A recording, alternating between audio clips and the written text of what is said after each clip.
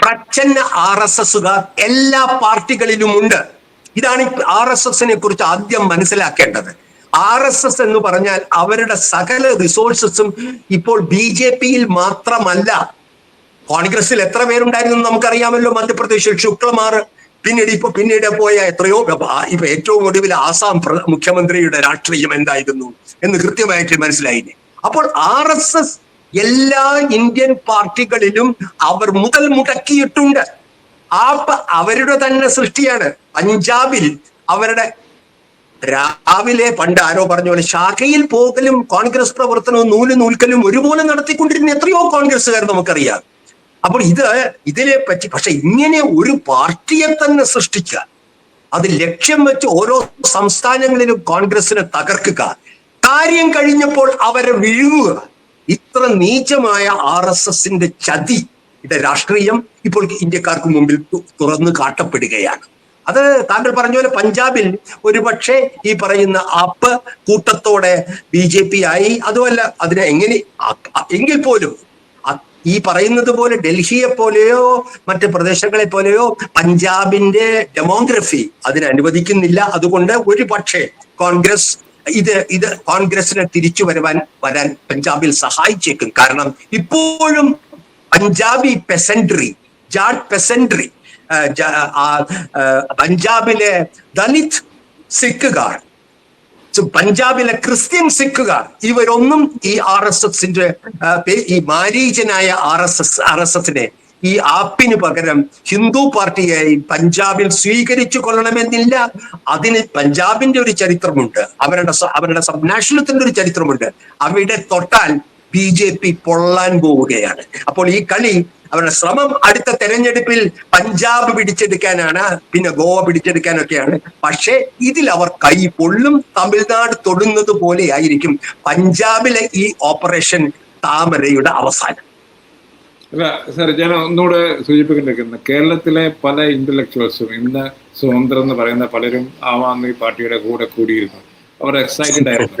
ആ സമയത്തൊക്കെ ഞാൻ എൻ്റെ ഒരു പേഴ്സണൽ അസസ്മെന്റ്, ഞാൻ AGP എന്ന അസാം ഗണപരിഷത്ത് വിദ്യാർത്ഥി മൂവ്മെന്റ് ഇതുപോലെ രാഷ്ട്രീയമായി അവരെ കണ്ടതാണ്.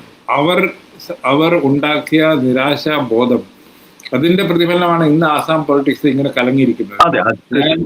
അതേ പാലലാണ് ഞാൻ ആം ആദ്മിയിൽ കാണുന്നത്. ഇവരുണ്ടാക്കുന്ന ഈ നിരാശാബോധം, അതായത് ഐഡിയലിസ്റ്റുകളെ അട്രാക്ട് ചെയ്യുക, പക്ഷേ സ്വന്തം അജണ്ടകൾ നടപ്പിലാക്കുക. ഇപ്പോൾ കെജ്രിവാൾ നടത്തുന്ന പോലെ ഞാനാണ് എല്ലാം, ഞാനൊരു ഖാപ് പഞ്ചായത്തായി മാറിയിരിക്കുന്നു. ആ ഒരു സംഗതി എനിക്ക് തോന്നുന്നത് നമ്മളുടെ ജനാധിപത്യത്തിന് തന്നെ വളരെ ഹാനികരമായിരിക്കും ഓൺ ദ ലോങ് റൺ. വളരെ കൃത്യം. ചെറിയാൻ ഉന്നയിച്ച ഈ ആസാമിലെ കാര്യം 100% ശരിയാണ്. ഞാൻ അതിന് സാക്ഷിയാണ്. 83 മുതൽ ഞാൻ ഇവിടെ നോർത്ത് ഈസ്റ്റിലെ പെട്രീറ്റ് ലേഖകനായി പ്രവർത്തിക്കുമ്പോൾ ഈ പറയുന്ന AGP അസാം ഗണതന്ത്ര പരിഷത്തും അതിന്റെ സംഘടനയായ ആസുവിന്റെയും ഉപദേശകൻ RSS ആയിരുന്നു ശർമ്മ. ആദ്യം മുതൽ ആസുവിന്റെ സമരത്തെ 2 വഴിക്ക് നീക്കിക്കൊണ്ടുപോകാനുള്ള ശ്രമങ്ങൾ ഉണ്ടായിരുന്നു. RSSന്റെ ഒരു അനുഭാവത്തോടു കൂടി നടന്ന ഒരു ശ്രമവും അതിനെ ഒരു യഥാർത്ഥ ദേശീയ സമരമായി, പാവപ്പെട്ടവരുടെയും മുസ്ലിങ്ങളുടെയും കൂടിയുള്ള ആസാമിന്റെ സമരമായി മാറ്റാൻ ഉള്ള 2 ശക്തികൾ പ്രവർത്തിച്ചിരുന്നു. എന്നാൽ RSSന്റെ ഹിന്ദുത്വ ശക്തികൾ അതിവേഗം ആ സമരത്തെ മുതലെടുത്തുകൊണ്ട് അതിന്റെ പിന്തുണ, അരുൺ ഷൗരിയൊക്കെ അതിന്റെ ആളുകളായിരുന്നു. അരുൺ ഷൗരി ഒരു കാലത്ത് RSS അനുഭാവിയായിരുന്നല്ലോ ആ കാലഘട്ടത്തിൽ. അതിനെ അങ്ങനെ വളർത്തിയെടുത്താണ് ഇന്നത്തെ ആസാം, മുസ്ലിം വിരുദ്ധ ആസാം അവർ സൃഷ്ടിച്ചത്. ഇത് താങ്കൾ ഓർമ്മിപ്പിച്ചത് വളരെ നന്നായി.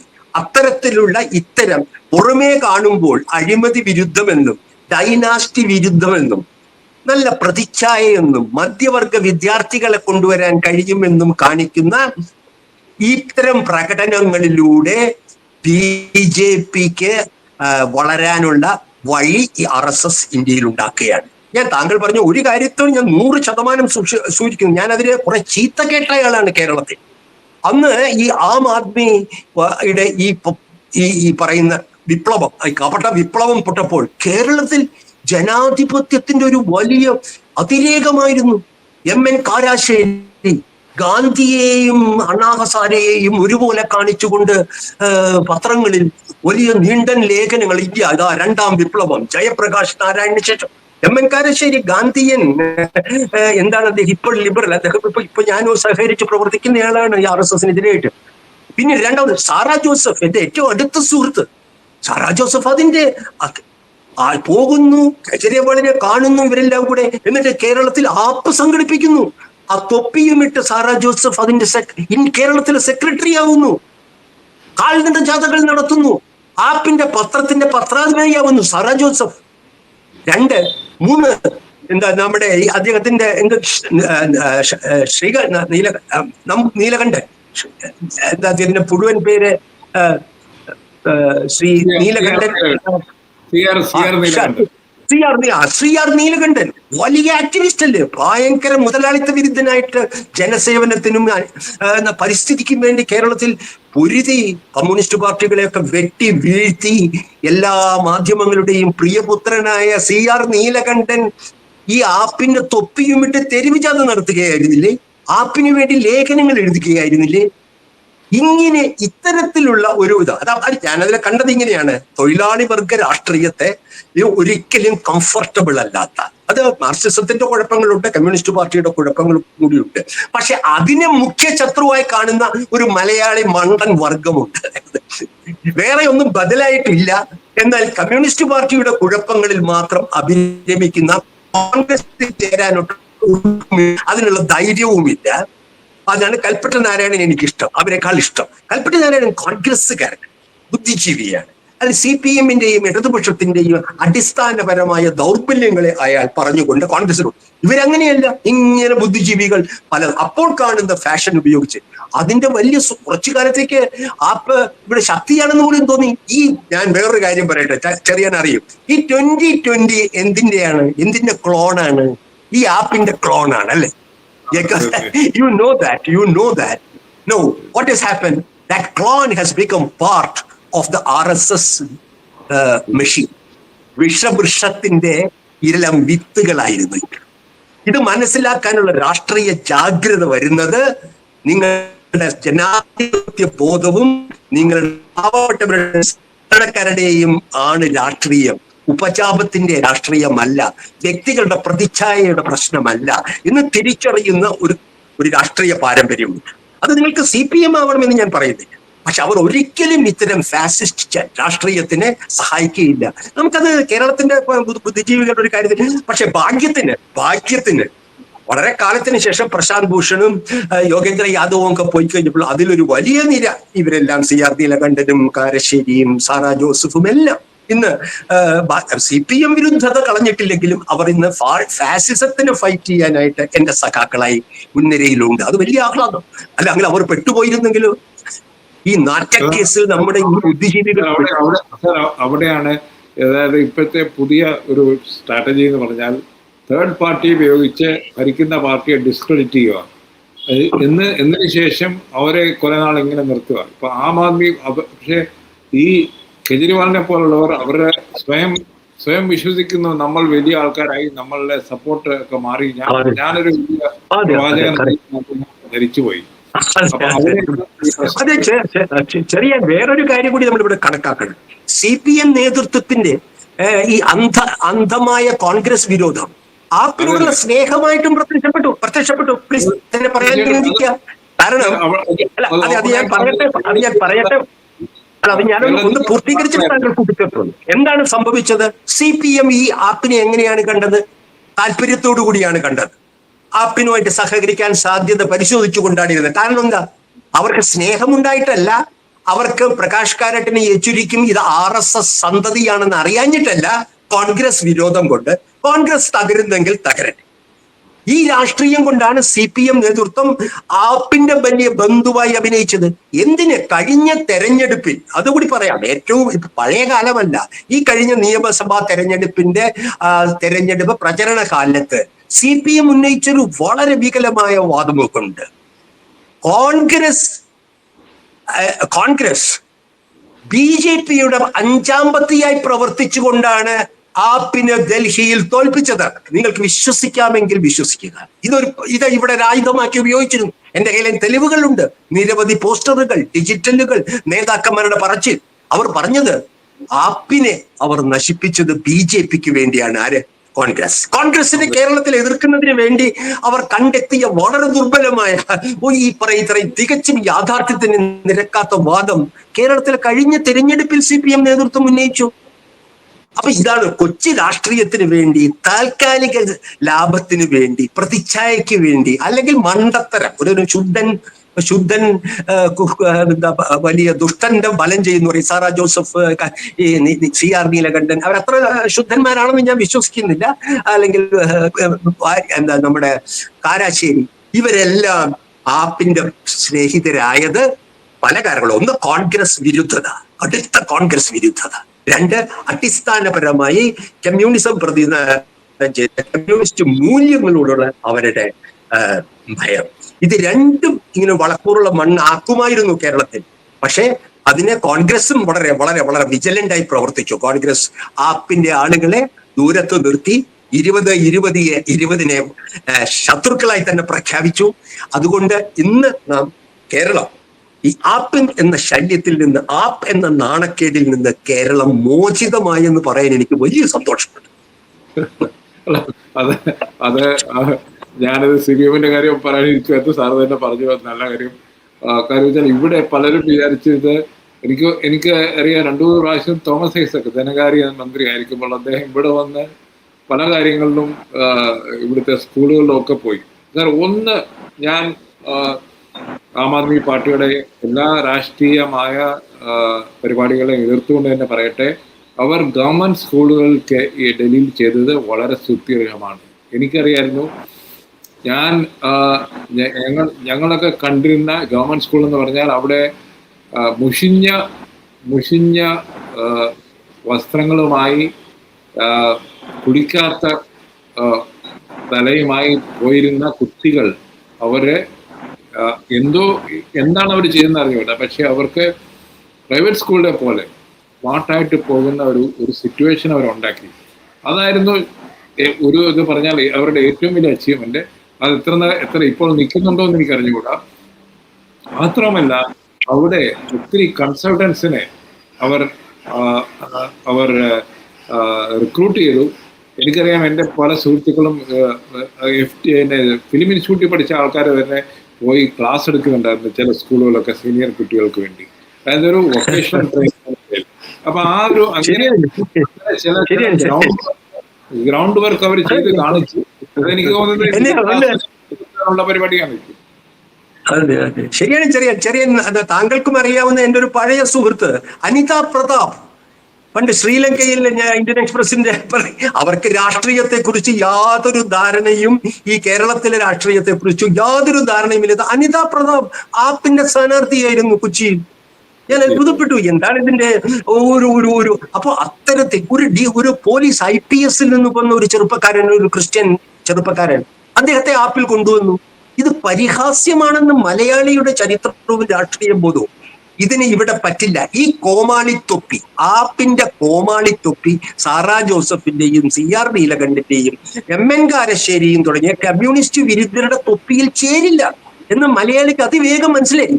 അതുകൊണ്ടാണ് അവർക്ക് അതിവേഗം തിരിഞ്ഞു പോരാൻ കഴിഞ്ഞത്.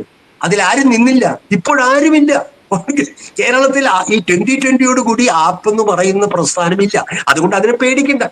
പക്ഷെ അതും പരിഹാസ്യമായി ഇവിടുത്തെ മാധ്യമങ്ങൾ, മനോരമയും മാതൃഭൂമിയും കൂടി ഒരു ഗാന്ധിയൻ 2ാം വിപ്ലവം വരുന്നു എന്നുള്ള പേരിൽ ഇവരെ കൊണ്ട് അവതരിപ്പിച്ച് കേരളത്തിൽ ലജ്ജിപ്പിച്ചു. പക്ഷെ കേരളം അതിലും അതിലാണ്. കോൺഗ്രസിലും CPM-ലും എന്തെല്ലാം കുഴപ്പങ്ങളുണ്ടെങ്കിലും അവരുടെ ക്രെഡോ, അവരുടെ ആശയ അടിത്തറ അവരെ ഇത്തരത്തിലുള്ള ഒരു ഫാസിസ്റ്റ് രാഷ്ട്രീയത്തിൽ കൊണ്ടുപോകുകയില്ല എന്ന ഉറപ്പാണ് ഇപ്പോഴും കേരളത്തിന്റെ ജനാധിപത്യത്തിന്റെ ശക്തി. മുസ്ലിം ലീഗിനെ പറ്റി എന്തെല്ലാം ചീത്ത പറഞ്ഞാലും അവരൊരു ജനാധിപത്യ കക്ഷിയാണെന്ന ജനങ്ങളുടെ ബോധം. ഇതൊരു മുസ്ലിം വിരുദ്ധ പരിപാടിയായിരുന്നു. എങ്ങനെ കേരളത്തിൽ മുസ്ലിം വിരുദ്ധ പരിപാടിയുമായി ആപ്പ് വിജയിക്കുമോ? അപ്പോൾ ഈ സംഭവം ഇവിടെയാണ് നമ്മൾ പഞ്ചാബിലേക്ക് നോക്കേണ്ടത്. അടുത്ത ഒരു വർഷം കൊണ്ട് പഞ്ചാബിലെ ഇപ്പോൾ പോയ ഈ നോൺ പഞ്ചാബിലാണ് മിക്ക ആൾക്കാരും. രാഘവ ചോട്ടൻ ഡൽഹിക്കാരനാണ്, ഡൽഹി പഞ്ചാബിയാണ്. അപ്പം ഇവരൊക്കെ കൂടി പഞ്ചാബിനെ പഞ്ചാബിന്റെ താങ്കൾ പറഞ്ഞ പോലെ പഞ്ചാബിന് ഒരു വളരെ സ്ട്രോങ് ആയിട്ടുള്ള കോൺഗ്രസ് അകാലി ഇടതുപക്ഷ പൊളിറ്റിക്കൽ ബേസ് ഉണ്ട് അവിടെ. സുർജീത് അവിടെ നിന്നാണ് വന്നത് എന്നുള്ള കാര്യം, CPM-ന്റെ ഒരു ജനറൽ സെക്രട്ടറി പഞ്ചാബിൽ നിന്നായിരുന്നു എന്നുള്ള കാര്യം നമ്മൾ മറക്കരുത്. അതിന് കാരണം പിന്നെ മാത്രമല്ല സുർജീത്തിന്റെ ഫാമിലി അവർ തുടങ്ങി വെച്ച ആ പത്രം വളരെ പോപ്പുലർ ആണെന്നാണ് പറയുന്നത്, പഞ്ചാബി പത്രം. അപ്പൊ ഇങ്ങനെയുള്ള ഒരു പഞ്ചാബിന്റെ രാഷ്ട്രീയ ഹിസ്റ്ററി RSSനെ അടുപ്പിക്കുന്ന ഒരു രാഷ്ട്രീയ ഒരു കാലാവസ്ഥയല്ല അവിടെ. അപ്പൊ ഇവരെ കൊണ്ട് ഈ B ടീമിനെ കൊണ്ട് അത് നടത്തിക്കാൻ കഴിയുമോ എന്നുള്ളതാണ് അടുത്ത ഒരു വർഷം നമ്മൾ നോക്കേണ്ടത്. അത് കേരളത്തിലെ പോലെ വളരെ ദുഷ്കരം എന്നാണ് എനിക്ക് പറയാനുള്ളത്. കാര്യത്തിൽ പഞ്ചാബികൾ ബംഗാളിലും നടന്നില്ല, തമിഴ്നാട്ടിൽ നടന്നില്ല. എവിടെയെല്ലാം ജനാധിപത്യ സംസ്കാരം വേരുറച്ചിരുന്നു, എവിടെയെല്ലാം ബുദ്ധിജീവി വർഗം മുന്നിൽ നിന്നിരുന്നുവോ അവിടെയെല്ലാം ആപ്പിനെ പോലെയുള്ള തട്ടിപ്പ് അതിവേഗം തുറന്നു കാണിക്കപ്പെട്ട് വലിച്ചെറിയപ്പെട്ടു. അപ്പോൾ ഇനി ഈ വേലകളുമായി വന്നാൽ, രണ്ടാം ജയപ്രകാശ് നാരായണൻ രണ്ടാം ഗാന്ധിയുമായി വന്നാൽ ഈ കേരളത്തിലെ ഗാന്ധിയന്മാർ തന്നെ അവരെ വലിച്ചെറിയുമെന്നുള്ളത് ഒരു നല്ല പാഠമാണ്. RSSന് അത്തരം തുരുപ്പ് ശൈലികളൊന്നും കേരളത്തിൽ ഉപയോഗിക്കാൻ പറ്റില്ല. ഒരു ഗാന്ധിയൻ വേഷവും ഇവിടെ എനിക്ക് താങ്കൾ പറഞ്ഞ അതേ സംഗതി പഞ്ചാബിലും ആണ് നടക്കാൻ പോകുന്നതാണ് എൻ്റെ ഒരു റീഡിങ്. പക്ഷെ അവർ ബംഗാളിൽ ചെയ്യുന്ന പോലെ എല്ലാ ശക്തിയും ഉപയോഗിച്ച് അവർ അത് മറിക്കാൻ നോക്കും. പക്ഷെ കോൺഗ്രസിന്റെ സ്ഥിതി എങ്ങനെയാണ്? കോൺഗ്രസിന്റെ സ്ഥിതി പഞ്ചാബിൽ ഇപ്പോൾ എങ്ങനെയാണ്? തിരിച്ചു വരാൻ കഴിയും?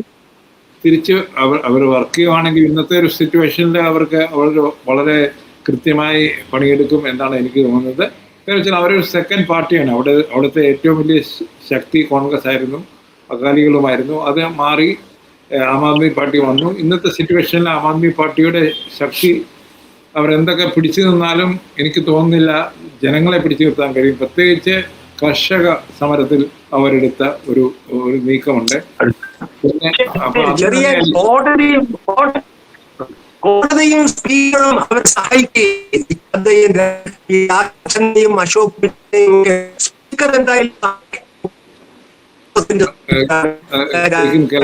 പിന്നെ കോടതിയിലും കോടതിയിൽ പോയാലും ഇന്ത്യയിൽ സുപ്രീം കോടതി വിരുദ്ധമായ കോടതിക്ക് എനിക്ക് തോന്നുന്നില്ല കാര്യമായ 10-ൽ 7 പേരാണ് പോയിരിക്കുന്നത്. 10-ല് 4 പേര് മതി അവർക്ക് പോകാനുള്ള നിയമസാധ്യതയുണ്ട്. ഇതൊരു മോറലിസ്റ്റിക് ഫൈറ്റ് ആയിട്ട് മാറും, ലീഗൽ ഫൈറ്റ് ആയിട്ട് പോയിട്ട് കാര്യമുണ്ടെന്ന് തോന്നുന്നില്ല. പക്ഷേ ആം ആദ്മി പാർട്ടി ഇപ്പോൾ തന്നെ പ്രസിഡന്റിനെയും വൈസ് പ്രസിഡന്റിനെയും ഒക്കെ കാണുന്നുണ്ട്. സുപ്രീം കോടതിയിലും പോകുമായിരിക്കും. പക്ഷെ എനിക്ക് തോന്നുന്നില്ല അതൊരു ലീഗൽ ഫൈറ്റ് ആയിട്ട് വിജയിക്കാൻ സാധ്യതയുണ്ട്. വേറൊരു സംശയം കൂടി, ഈ മാറ്റങ്ങൾ, ഈ ചതി കെജ്രിവാളിനെയും കൂടെ നിൽക്കുന്നവരെ സിസോഡിയെല്ലാം എങ്ങനെയാണ് അവരെടുക്കുക? അവരിതെങ്ങനെയായിരിക്കും കാണുക? അവരുടെ കോൺഗ്രസ് വിരോധം കുറയും? എനിക്ക് തോന്നുന്നില്ല അവരുടെ കോൺഗ്രസ് വിരുദ്ധത കുറയുമെന്ന്. പക്ഷെ അവരെ സംബന്ധിച്ചോളം ഇതൊരു ഡു ആൻഡ് ഡൈ സിറ്റുവേഷൻ ആണ്. ഡൽഹിയിൽ അധികാരമില്ല, പഞ്ചാബിലും പോയി കഴിഞ്ഞാൽ പിന്നെ അവർക്ക് ഈ കോടതിയും കേസുമായി നടക്കുക എന്നുള്ളതല്ലാതെ വീണ്ടും ഒരു ലോഞ്ച്, വീണ്ടും ഒരു റിവൈവൽ ആമിന്റെ വളരെ ദുഷ്കരമായിരിക്കും. കാരണം വെച്ചാൽ അവരുടെ ഓർഗനൈസേഷനിലെ കീ ആയിട്ടുള്ള ആൾക്കാരാണ് ഇപ്പം പോയിരിക്കുന്നത്.